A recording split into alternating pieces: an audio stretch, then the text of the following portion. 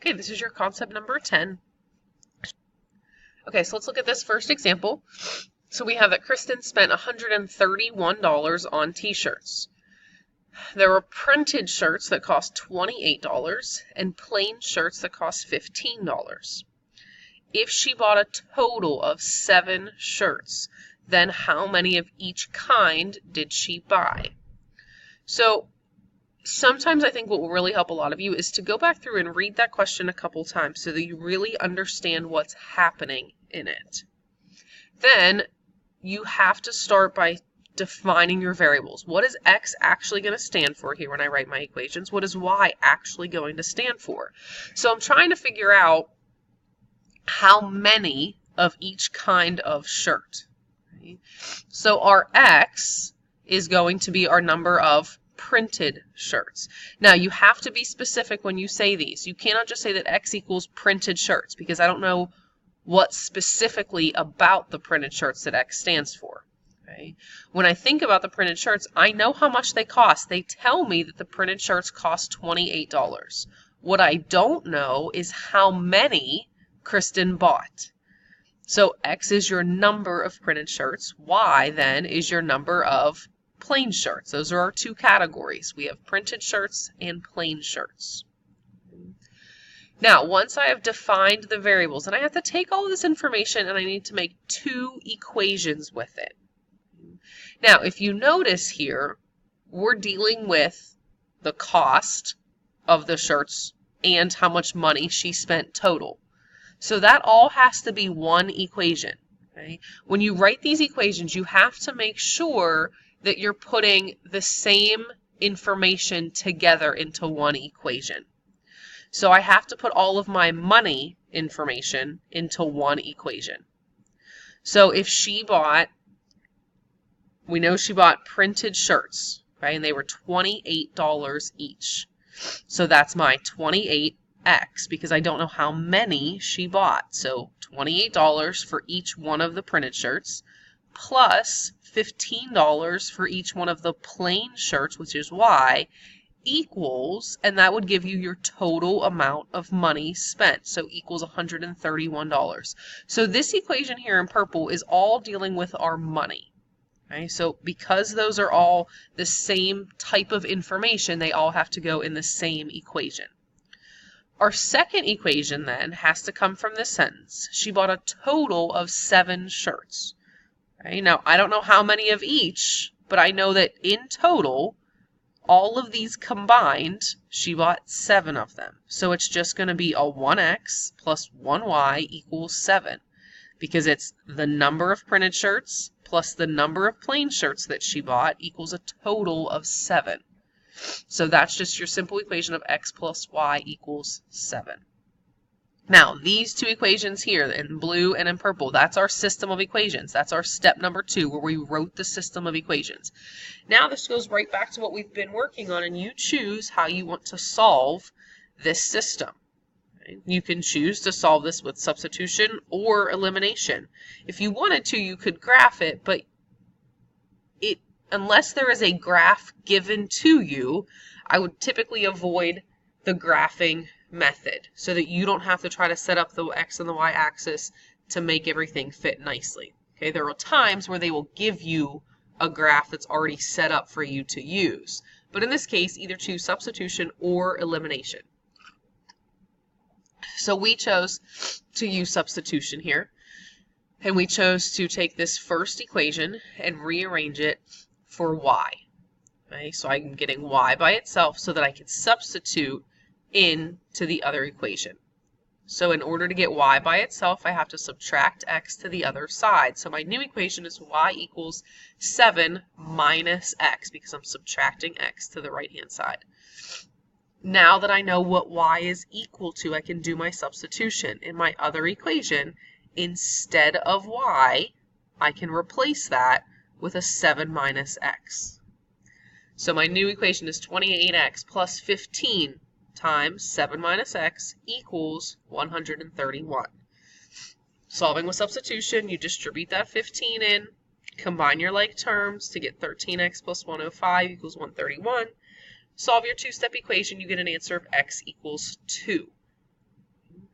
Again, once you get your x answer, you have to plug that back into your rearranged equation so that you can figure out what your y value is. We plug that back in, we get y equals 5.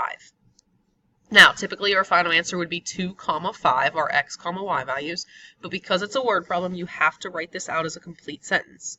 So we're just going to say that Kristen, who we're talking about, bought 2 printed shirts, because that was my x value. Right? X stood for the number of printed shirts, so I know that she bought 2 printed shirts and 5 plain shirts. This should say plain here. And 5 plain shirts. Okay, so your final answer has to be written out as a complete sentence for these. All right, example number 2. So we know that there are 13 animals in the barn. Some of them are chickens, some of them are pigs. Okay. There are 40 legs in all. We want to find out how many of each animal there are. So again, first step is to just define your variables. Okay, so we have x and y. So we have x is equal to the number of chickens. Okay. Y is going to be equal to the number of pigs. Now, next to here, we just wrote out a little bit of a hint or a tip for when you're solving these. Because I'm also dealing with the number of legs, chickens have 2 legs, pigs have 4 legs. So that's something that you're going to be expected to know in this type of a problem. So now I make my 2 equations. Okay? I know that there's a total of 13 animals in the barn. So when I add up my chickens and I add up my pigs, I'm going to get a total of 13. So that equation is just x plus y equals 13. Then my second equation has to come from this information, that there are 40 legs in all. Well, if each one of my chickens has 2 legs, then that's going to give me 2x, because I don't know how many chickens there are. So I have 2x plus my pigs have 4 legs each, so 4 times y. 2x plus 4y equals 40, which is the total number of legs. Now again, here's your system of equations. So I have these 2 equations are my system. Now we choose how to solve it. Again, you can choose substitution or elimination. So for this example, we chose to use elimination. And we chose to try to eliminate our x terms. So in order to eliminate our x terms, if this is a positive 2x, I need this to be a negative 2x. So I multiply everything in this top equation by a negative 2. Gives you negative 2x minus 2y equals a negative 26. Go through your elimination method, you get 2y equals 14, so y equals 7. Once I know my y value, then we have to plug that back into one of these original equations to figure out our x value. So I used x plus 7 equals 13, x equals 6 then. Now, again, your normal final answer would be 6, 7, but because this is a word problem, you have to take that information and write it as a complete sentence.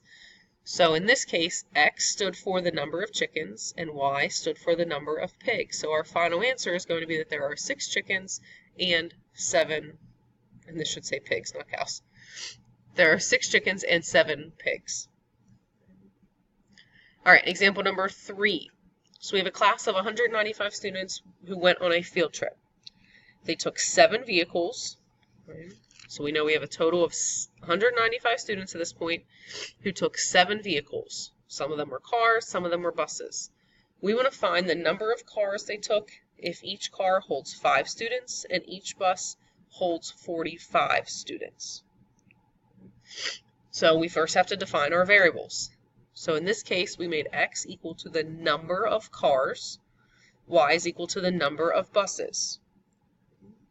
So when we write our system of equations, again, we have 2 different pieces of information happening here. We have the total number of students that went on the field trip.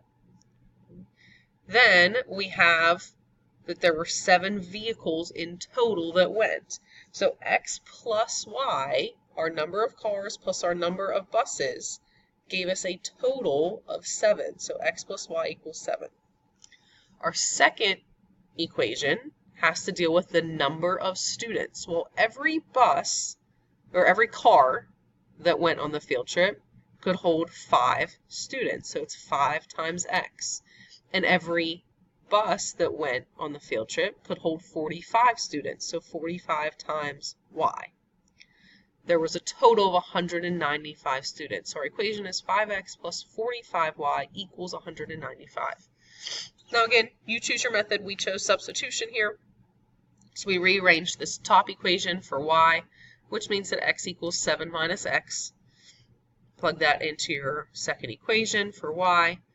Solve using your substitution method, and you get an answer of x equals 3. Then plug that back into your rearranged equation, so 7 minus 3 tells us that y is equal to 4. Okay, now again, you take that answer and write it as a complete sentence. So x stood for the number of cars. That tells me that there are 3 cars and 4 buses on the field trip. All right, let's move to the back of the note. So we have 4 more examples here. So at Alyssa's printing company, there are 2 kinds of printing presses. Okay, Model A, which can print 70 books per day, and Model B, which can print 55 books per day.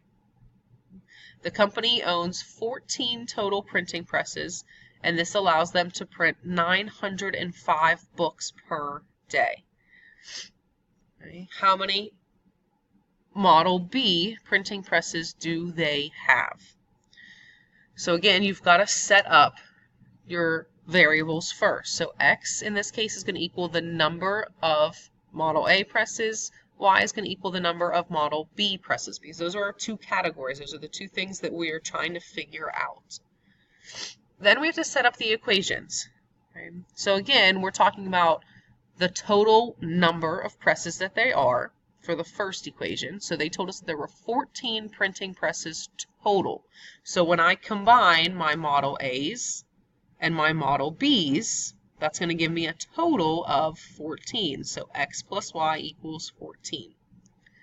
Then our second equation is dealing with the number of books that each one of these presses can make per day. Well, we were told that our Model A can make 70 books per day, so that's going to give us 70x. Our Model B, which is y, can print 55 books per day. And they told us that we had a total of 900 of books printed per day. So 70x plus 55y equals 905. Now, again, you can choose elimination or substitution. Okay. So in this case, we chose substitution. So we solved the first equation for y. Once you go through all the substitution method, you get an answer of x equals 9. Plug that back in, you get y equals 5. Now that you know your 2 answers, you have to write it out as a complete sentence. So remember that x stood for the number of Model A presses. So there were 9 Model A presses, and y stood for Model B. So there were 5 Model B presses. All right, now this example, we want to find the value of 2 numbers. Okay. Their sum is 12, and their difference is 4. So defining your variables for these ones is pretty simple. Your x is going to be the first number, your y is going to be your second number. Now you have to set up your equations. Now it's important to remember that the word sum means you're adding. So when I add my 2 numbers together, I should get an answer of 12. So x plus y equals 12. My y's, or the second equation, is difference is 4. Well, difference means subtract. So when I subtract x minus y, I should get an answer of 4. Now, in this one, we chose to use the elimination method because it was already set up nicely. My y's were already opposite terms, so we could just cancel them right away. When you finish solving, you get 2x equals 16, which means x equals 8. Okay, plug that back in, you get y equals 4, so then you just have to say that your 2 numbers are 8 and 4, okay, which makes sense. 8 plus 4 is 12, 8 minus 4 is 4, so your answer is correct. Okay, there are 2 more examples. I'm going to let you guys go through those on your own. It's again just covering the same exact things that all the rest of these examples went over. So again, this is your concept number 10, which is still systems of equations, but now application problems.